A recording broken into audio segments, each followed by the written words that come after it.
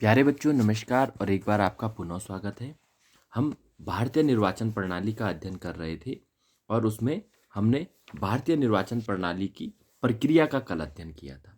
आज हम भारतीय निर्वाचन प्रणाली की विशेषताएं या उनको गुण भी कह सकते हैं, इसका अध्ययन करेंगे और जानेंगे कि भारतीय संविधान प्रणाली की क्या क्या विशेषताएं हैं या क्या क्या गुण हैं। तो आइए प्रारंभ करते हैं अपने वीडियो को। वीडियो को प्रारंभ करने से पहले आपसे रिक्वेस्ट है कि अगर आप चैनल पर नए आए हैं तो वीडियो को सब्सक्राइब अवश्य करें, ताकि आपको इस प्रकार के ज्ञानवर्धक वीडियो हमेशा प्राप्त हो सके, उसका नोटिफिकेशन प्राप्त हो सके। तो आइए, जो भारतीय निर्वाचन प्रणाली की विशेषताएं हैं, अगर भारत में अब तक के जितने भी आम चुनाव हो चुके हैं, 16 आम चुनाव हो चुके हैं, उसमें क्या है, जनता ने जिस उत्साहपूर्वक भाग लिया है, उसको देखते हुए हम भारतीय निर्वाचन प्रणाली की कुछ विशेषताएं निकालते हैं, उन पर हम आज बात करेंगे।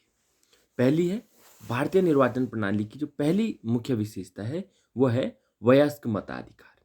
वयस्क मताधिकार यानी कि मैंने आपको वयस्क मताधिकार बताया था कि एक निश्चित आयु जो कि संविधान निर्धारित करे, उसको प्राप्त करने के पश्चात जब व्यक्ति मत देने का अधिकारी बन जाता है तो उसको वयस्क मताधिकार कहते हैं।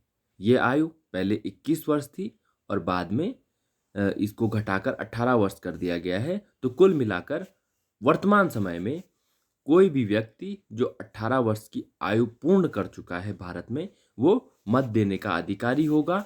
और अगर वो पागल दिवालिया है तो ऐसी स्थिति में उसे मत देने का अधिकार नहीं होगा। और अभी कुछ संशोधनों के तहत कुछ आपराधिक प्रवृत्ति के व्यक्तियों को भी क्या है, अगर अपराध सिद्ध है तो ऐसे व्यक्तियों को भी क्या है, मत देने से रोका जा सकता है। उसके पश्चात भारतीय संविधान की दूसरी विशेषता है वह है संयुक्त निर्वाचन पद्धति। संयुक्त निर्वाचन पद्धति अर्थात भारतीय जो ब्रिटिश शासन ने भारत में निर्वाचन के लिए सांप्रदायिक निर्वाचन पद्धति जब अपनाई थी, इसी के परिणाम स्वरूप विभिन्न संप्रदाय एक दूसरे के क्या है, विरोधी बन गए थे। भारतीय संविधान निर्माताओं ने सांप्रदायिक निर्वाचन पद्धति का अंत करके संयुक्त निर्वाचन पद्धति अपनाई है। अब प्रत्येक निर्वाचन क्षेत्र के लिए एक ही मतदाता सूची होती है, जिसमें उस क्षेत्र के सभी मतदाताओं, चाहे वे किसी भी धर्म, संप्रदाय, जाति से संबंधित हो, उनके नाम होते हैं और वे सभी मिलकर अपना प्रतिनिधि चुनते हैं। संयुक्त निर्वाचन पद्धति का अर्थ है, पहले सांप्रदायिक निर्वाचन पद्धति भारत में अपनाई जाती थी वर्ष 1947 से पूर्व, भारत की आज़ादी से पूर्व। उसमें क्या होता था कि कुछ सीटों पर क्या है, कुछ सीटों को संप्रदाय या जाति के आधार पर क्या है, निश्चित कर दिया जाता था कि यहाँ इसी संप्रदाय का कैंडिडेट उठेगा और उसी संप्रदाय के वोटर्स क्या है, वोट देंगे। तो उससे क्या है, कहीं ना कहीं अन्य संप्रदाय के लोग वोट देने से वंचित रह जाते थे या अपना प्रतिनिधि चुनने से वंचित रह जाते थे। इसलिए अभी क्या है, संयुक्त निर्वाचन पद्धति अपनाई गई है। इसमें क्या है, कैंडिडेट सीटों को आरक्षित किया जा सकता है, पर वोट मत देने का अधिकार सभी उस क्षेत्र के सभी लोगों को होता है। इसी को कहते हैं संयुक्त निर्वाचन पद्धति। अब तीसरी विशेषता है अनुसूचित जातियों, अनुसूचित जनजातियों तथा पिछड़े वर्गों के लिए स्थान सुरक्षित। तो इसका क्या अर्थ है, जो अभी अभी ऊपर से आया कि संयुक्त निर्वाचन पद्धति को तो अपनाया गया है, किंतु जो पिछड़े जाति के लोग हैं, जनजातियों के लोग हैं और पिछड़े वर्ग के लोग हैं, उनके लिए क्या है, सीटों का स्थान आरक्षित किया गया है।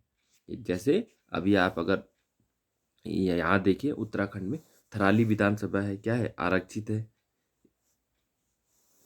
आरक्षित वर्ग आरक्षित की गई है। ऐसी भारत में बहुत बहुत सारी विधानसभाएं और बहुत सारे संसदीय क्षेत्र क्या है, क्या किए हुए हैं, आरक्षित किए हुए हैं, ताकि आरक्षित वर्गों को भी क्या है, संसद में और विधानमंडल में स्थान प्राप्त हो सके। संविधान निर्माताओं ने भारत में संयुक्त निर्वाचन प्रणाली को अपनाते हुए भी अनुसूचित जनजातियों, जातियों तथा पिछड़े वर्गों के लिए निर्वाचनों में स्थान सुरक्षित कर दिए थे। प्रारंभ में यह व्यवस्था केवल 10 वर्षों के लिए की गई थी और वर्ष 1960 तक के लिए की गई थी, और इसे क्या है, बार बार बढ़ाते हुए अभी वर्तमान में भी यह व्यवस्था क्या है, जारी है। इस विशेषता के संदर्भ में एक बात हमको यह जाननी होगी कि सुरक्षित स्थानों के प्रतिनिधि उस क्षेत्र की संपूर्ण जनता द्वारा चुने जाते हैं। जैसा मैंने अभी बताया कि ऐसा नहीं है कि जहाँ स्थान सुरक्षित है वहाँ के ही उसी जाति के लोग उसे वोट देंगे, बल्कि संपूर्ण जनता के लोग उसे क्या है, वोट देते हैं। वह प्रतिनिधि उस क्षेत्र की समस्त जनता का प्रतिनिधित्व करता है, और इस व्यवस्था से इस वर्गों को भी राजनीतिक संस्था में उचित प्रतिनिधित्व क्या है, प्राप्त हो जाता है। उसके पश्चात जो चौथी विशेषता है वो है प्रादेशिक प्रतिनिधित्व। भारतीय निर्वाचन प्रणाली की एक मुख्य विशेषता प्रादेशिक प्रतिनिधित्व भी है। इसके अंतर्गत एक क्षेत्र या प्रदेश के सभी मतदाता अपना प्रतिनिधि चुनते हैं, यानी कि प्रादेशिक प्रतिनिधित्व। जिस क्षेत्र का प्रतिनिधि है तो उस क्षेत्र की समस्त जनता को क्या है, उसमें मत देने का अधिकार होता है। बाहर के लोग उसमें मत नहीं दे सकते हैं, उसी क्षेत्र की जनता उसको क्या है, मत देगी। पांचवी विशेषता है एक सदस्यीय निर्वाचन क्षेत्र। भारतीय निर्वाचन प्रणाली की एक प्रमुख विशेषता यह भी है कि यह एक सदस्यीय निर्वाचन क्षेत्र है। भारत में निर्वाचन क्षेत्रों के लिए एक सदस्यीय निर्वाचन क्षेत्रों की व्यवस्था की गई है। इसके अंतर्गत एक क्षेत्र से एक ही प्रतिनिधि निर्वाचित होता है, एक ही प्रतिनिधि निर्वाचित होता है। इस व्यवस्था में जितने प्रतिनिधि निर्वाचित होते हैं उनके प्रांत या राज्य को उतने ही निर्वाचन क्षेत्रों में विभाजित कर दिया जाता है। प्रत्येक निर्वाचन क्षेत्र से अधिक मत प्राप्त करने वाले प्रतिनिधि को निर्वाचित घोषित कर दिया जाता है, और इस व्यवस्था के परिणाम स्वरूप जनता तथा प्रतिनिधि के मध्य सीधा संपर्क बना रहता है। एक सदस्यीय निर्वाचन क्षेत्र, जैसे आपने देखा होगा कि अगर कोई भी निर्वाचन क्षेत्र है तो उसमें बहुत सारे कैंडिडेट भाग लेते हैं, और जिसको सबसे ज्यादा मत प्राप्त होते हैं वो विजयी घोषित हो जाता है। जबकि कुछ अन्य प्रकार की निर्वाचन पद्धतियां भी होती है, जैसे अमेरिका में आपने देखा होगा कि वहां क्या होता है, एक क्षेत्र से बहुत सारे कैंडिडेट चुनाव लड़ते हैं, और जैसे आप ये लगा लीजिए कि उत्तराखंड है, यहाँ 70 विधानसभा सीटें हैं। तो अगर अमेरिका में क्या पद्धति है कि यहाँ जिस प्रकार चुनाव होते हैं होंगे, किंतु अगर 36 सीटें या 37 सीटें आधे से अधिक जिस दल को प्राप्त हो जाएगी, यह माना जाएगा कि उसको ये समस्त सीटें प्राप्त हो गई है। और प्रतिनिधित्व कौन करेंगे, वही लोग करेंगे जिनको 35 से अधिक सीटें प्राप्त हुई है। किंतु भारत में ऐसा नहीं है। भारत में क्या है, सरकार तो उनकी रहती है, पर जनता का प्रतिनिधि कौन रहता है, वही व्यक्ति रहता है जिसने क्या है, जिसको चुनकर जनता ने उस क्षेत्र से भेजा है। तो और भी कई प्रकार की प्रणालियां होती हैं, किंतु भारत में जब हम निर्वाचन प्रणालियों के बारे में पढ़ेंगे तो वहां हम उसको देखेंगे। उसके बाद छठा है प्रत्यक्ष या अप्रत्यक्ष निर्वाचन प्रणाली। प्रत्यक्ष या अप्रत्यक्ष निर्वाचन प्रणाली से क्या अर्थ है? प्रत्यक्ष मतलब आपने वोट दिया और आपका कैंडिडेट चुन के आया, जैसे विधानसभा में होता है। आप जिस कैंडिडेट को वोट देते हैं वो क्या है, आपका प्रतिनिधि चुन के आता है। संसद में होता है, आप जिस कैंडिडेट को वोट देते हैं वो प्रतिनिधि चुन के आता है। तो इसे प्रत्यक्ष निर्वाचन पद्धति कहते हैं। और अप्रत्यक्ष निर्वाचन पद्धति क्या है? प्रधानमंत्री का चुनाव आप नहीं करते हैं। प्रधानमंत्री का चुनाव कौन करते हैं? आपके द्वारा चुने हुए प्रतिनिधि ही प्रधानमंत्री का चुनाव करते हैं। या जिस राजनीतिक दल को आप ज़्यादा पसंद करते हैं उसका प्रतिनिधि क्या है, उसका जो नेता होता है वो आपका प्रधानमंत्री बनता है। तो कहीं ना कहीं डायरेक्ट, यानी कि अगर आपने 2014 के पश्चात 16वीं लोकसभा और 17वीं लोकसभा में प्रधानमंत्री का चुनाव किया है, तो प्रधानमंत्री आपने किसको चुना है? नरेंद्र मोदी को चुना है। किंतु क्या आपने डायरेक्ट उन्हें वोट दिया? नहीं दिया। आपने क्या किया? उनके जो राजनीतिक दल के तले व्यक्ति चुनाव लड़ रहे थे उनको वोट दिया, तो जिस कारण क्या है, वो चुन के आए। तो ये अप्रत्यक्ष निर्वाचन पद्धति है। या फिर राष्ट्रपति है, आपने राष्ट्रपति नहीं चुना पर जिन लोगों को आपके चुन के भेजा है संसद में, विधानमंडलों में, तो उन लोगों ने क्या है, राष्ट्रपति को चुना है। तो इसे भी अप्रत्यक्ष निर्वाचन पद्धति कहते हैं। इस चीज का ध्यान रखिएगा। और भारत में ये पद्धति चुनाव की दोनों ही अपनाई जाती है, अप्रत्यक्ष और प्रत्यक्ष। उसके पश्चात है गुप्त मतदान पद्धति। गुप्त मतदान यानी कि आप किस व्यक्ति को वोट देते हैं ये आपको ही पता होता है और आपके सिवा किसी को पता नहीं होता है। मतलब गुप्त आपको मतदान देना होता है। आपने देखा भी होगा, जब आप वोट देने जाते हैं तो आपको ऐसे स्थान पर लाके खड़ा कर दिया जाता है जहां आपको कोई नहीं देख रहता है। आप किसी को भी वोट दे सकते हैं, बाहर आपको कुछ भी बोल सकते हैं, किंतु कोई भी आपको ये नहीं, मतलब पूछ तो सकता है पर पता किसी को नहीं होता कि आपने किसको मतदान दिया है। तो ये गुप्त मतदान पद्धति भी भारतीय प्रणाली की एक विशेषता भी है और उसका गुण भी है। फिर है ऐच्छिक मतदान। ऐच्छिक मतदान का अर्थ है विश्व के कई सारे देशों में मतदान करना अनिवार्य है और खास तौर से जो साम्यवादी देश हैं वहाँ ऐसी स्थिति है और इस स्थिति के कारण वहाँ मतदान प्रतिशत 99% से ऊपर भी कभी कभार रहता है, क्योंकि वहाँ मतदान करना अनिवार्य है। किंतु भारत में मतदान करना क्या है, ऐच्छिक है। आपकी इच्छा है तो आप मतदान करने जाइए और आपकी इच्छा नहीं है तो आप मतदान करने न जाइए। तो ऐच्छिक मतदान को भारतीय निर्वाचन प्रणाली का गुण नहीं भी कहा, गुण तो नहीं कहा जा सकता। क्यों नहीं कहा जा सकता?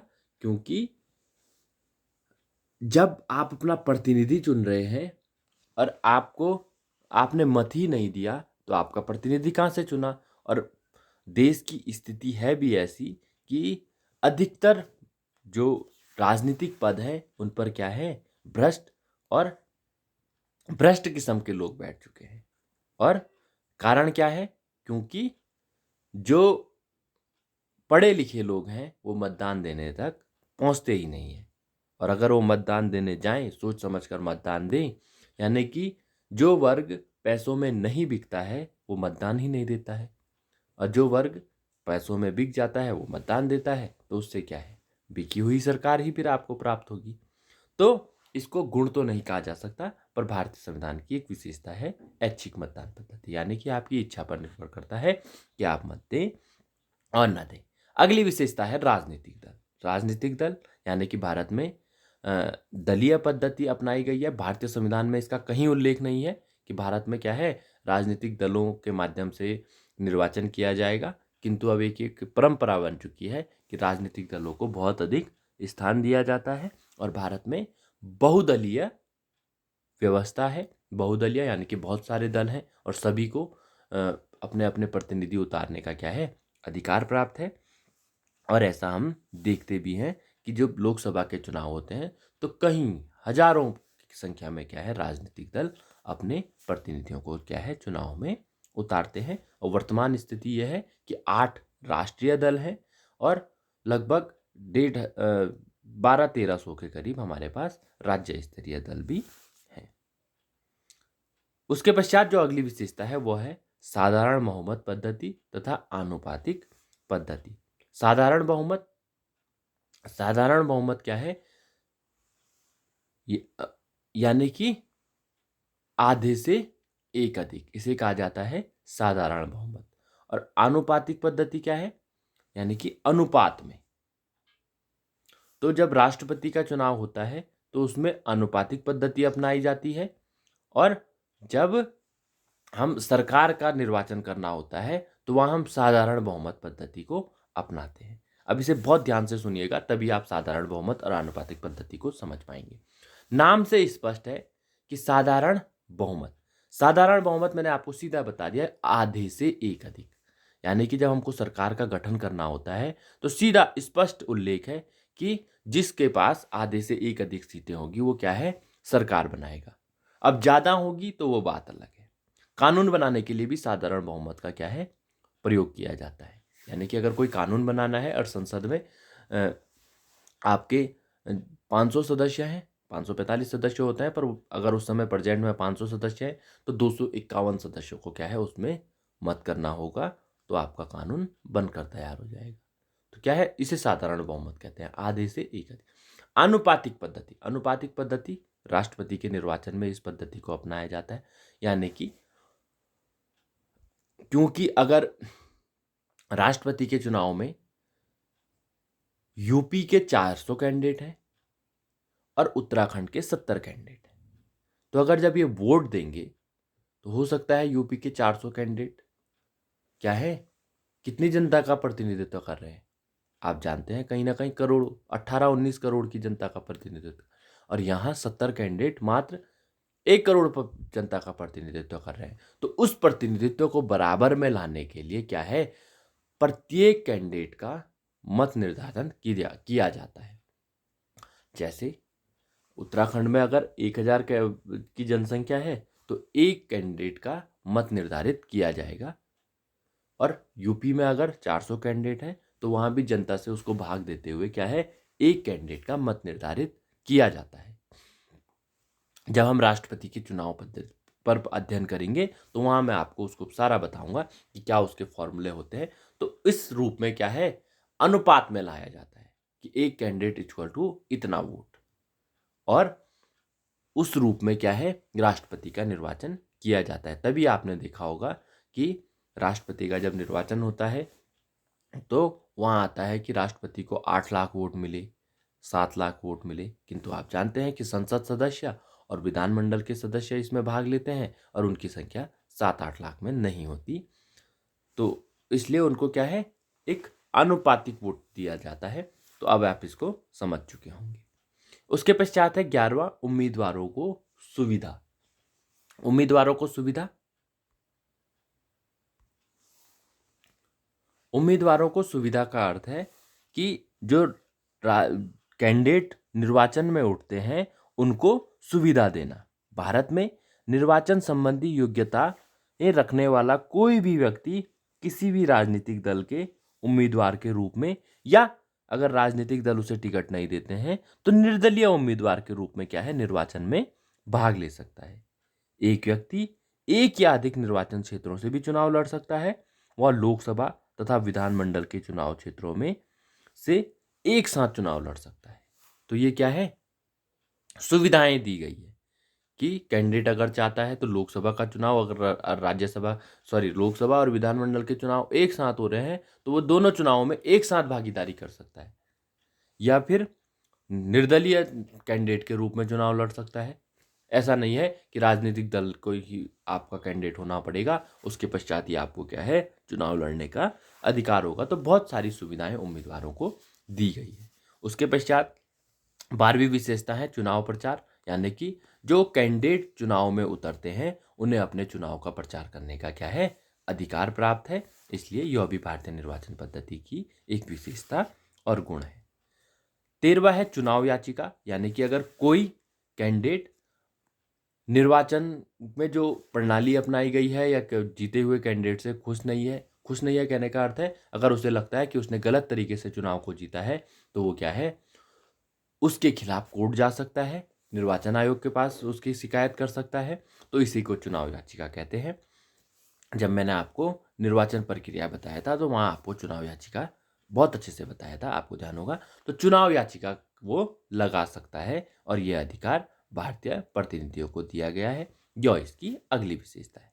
और अंत में है स्वतंत्र निर्वाचन आयोग। स्वतंत्र निर्वाचन आयोग यानी कि भारत में निर्वाचन कराने का जो कार्य है वो निर्वाचन आयोग को दिया गया है, और वो किसी भी राजनीतिक दल हो या देश की सरकार हो, राज्यों की सरकार हो, उसके दबाव में कार्य नहीं करता है, वो स्वतंत्र होकर कार्य करता है। और अब जब कोई निर्वाचन आयोग या निर्वाचन कोई भी संस्था स्वतंत्र रहकर अगर निर्वाचनों का कार्य कराएगी तो वो क्या है, निष्पक्ष निर्वाचन कराएगी। उसके लिए व्यवस्था की गई है कि निर्वाचन आयोग के सदस्य को लाभ के पद पे नहीं रखा जा सकता है, क्योंकि अगर उन्हें लाभ के पद पर रखा जाएगा तो क्या है, कहीं ना कहीं वो सरकारों के सरकारों से लाभ पद प्राप्त करने की स्थिति में क्या है, भ्रष्टाचार का सहारा ले सकते हैं। इसलिए स्वतंत्र निर्वाचन आयोग की व्यवस्था भी भारतीय निर्वाचन प्रणाली की एक मुख्य विशेषता है। तो मुझे उम्मीद है भारतीय निर्वाचन प्रणाली की विशेषताओं और गुण को आप बहुत अच्छे से समझ पाए होंगे। अगर इसमें से कोई भी बिंदु आपके समझ में ना आया है तो कमेंट करके अवश्य बताएं, और यह भी बताएं कि आपको भारतीय निर्वाचन प्रणाली की सबसे अच्छी विशेषता कौन सी लगती है। आप लोगों ने मुझे सुना, आप लोगों का बहुत बहुत धन्यवाद।